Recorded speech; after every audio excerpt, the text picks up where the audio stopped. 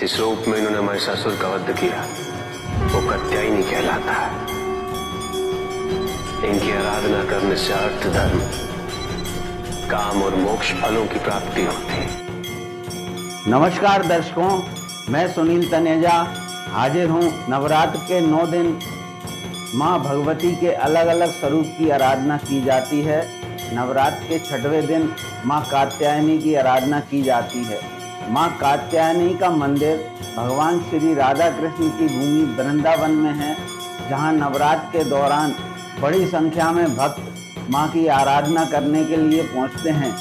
51 शक्तिपीठों में से एक है माँ कात्यायनी देवी का मंदिर वृंदावन के राधाबाग इलाके में। देवी के 51 शक्तिपीठों में कात्यायनी पीठ है। बताया जाता है कि यहाँ माँ सती के केश गिरे थे, जिसका जिक्र शास्त्रों में मिलता है। नवरात्र के मौके पर देश विदेश से लाखों भक्त माता के दर्शन करने के लिए यहाँ आते हैं। कात्यायनी देवी का उल्लेख श्रीमद् भागवत में भी मिलता है। देवर्षि श्री वेदव्यास जी ने श्रीमद् भागवत के 10वें स्कंद के 22वें अध्याय में इसका उल्लेख किया है। कात्यायनी महामाये महायोगिन्यधीश्वरी नंद गोप सुतम देवी पतिम में कुरुते नमः। हे कात्यायनी, हे महामाये, हे महायोगिनी, हे अधीश्वर, हे देवी, नंद गोप के पुत्र हमें पति के रूप में प्राप्त हों, हम आपकी अर्चना एवं वंदना करते हैं। गीता के अनुसार राधा रानी ने गोपियों के साथ भगवान श्री कृष्ण को पति के रूप में पाने के लिए कात्यायनी की पीठ की पूजा की थी। माता ने उन्हें वरदान दे दिया, लेकिन भगवान एक और गोपियां अनेक, ऐसा संभव नहीं था। इसके लिए भगवान श्री कृष्ण ने वरदान को साक्षात करने के लिए महारास किया। भगवान श्री कृष्ण ने 16,108 गोपियों के साथ महारास करने के लिए इतने ही रूप रखे और यमुना किनारे शरद पूर्णिमा की रात धवल चांदनी में महारास किया। मान्यता है कि माँ कात्यायनी के दर्शन करने से भक्तों की हर मनोकामना पूरी होती है। यहाँ कुंवारे लड़के और लड़कियाँ नवरात्र के मौके पर मनचाहे वर और वधु प्राप्त करने के लिए माता का आशीर्वाद लेने के लिए आते हैं। ऐसी भी मान्यता है कि जो भक्त सच्चे मन से माता की पूजा करता है उसकी मनोकामना जल्द पूरी होती है। मान्यता के अनुसार भगवान कृष्ण को प्राप्त करने के लिए गोपियों ने यमुना की बालू से माँ कात्यायनी की प्रतिमा बनाकर आराधना की थी। यही वजह है कि आज भी कुमारी कन्या सुयोग्य वर की प्राप्ति के लिए माँ कात्यायनी की आराधना करती हैं। भगवान श्री कृष्ण ने भी माँ कात्यायनी की पूजा की थी। स्थानीय निवासियों के अनुसार भगवान कृष्ण ने कंस का वध करने से पहले यमुना किनारे माता कात्यायनी को कुल देवी मानकर बालू से माँ की प्रतिमा बनाई थी। उस प्रतिमा का पूजा करने के बाद भगवान कृष्ण ने कंस का वध किया था। हर साल कात्यायनी देवी मंदिर के नज़दीक रंगजी के बड़े बगीचा में चैत्र और शारदीय नवरात्र के मौके पर मेले का भी आयोजन किया जाता है। अष्टमी के दिन यहाँ संधि आरती होती है, जिसके दर्शन करने के लिए बड़ी संख्या में भक्त मंदिर पहुँचते हैं। मेरा नाम कन्हैयालाल शर्मा, मैं केसी घाट पर रहूं।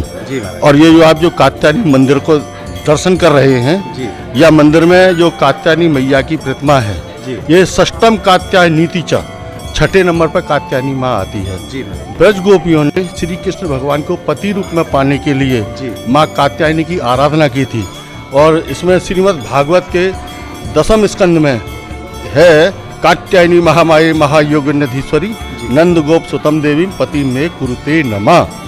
तो वो गोपियाँ प्रार्थना करती हैं माँ कात्यायनी से कि हे कात्यायनी माँ, हमको नंद सुत, नंद का पुत्र कन्हैया जैसा वर दीजिए। ब्रज गोपियों ने माँ कात्यायनी की 1 महीने तक आराधना की थी।